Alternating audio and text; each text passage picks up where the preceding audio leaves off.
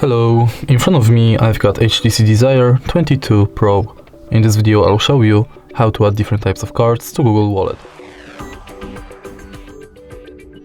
In the beginning, let's enter Wallet, enter Add to Wallet, and focus on Transport Pass, Loyalty and Gift Card.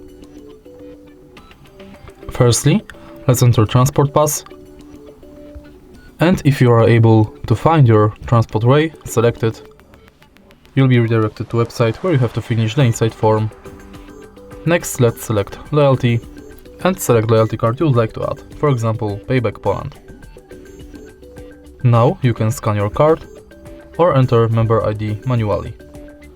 Simply tap Add to Wallet and it's done. In the end, let's select Gift Card, which is pretty similar to loyalty card, because you have to select a shop, enter card number, PIN, balance, your notes and tap Add to Wallet. All of your cards will appear on the homepage of the Google Wallet. And that's it. If you find this video helpful, please leave like, comment and subscribe.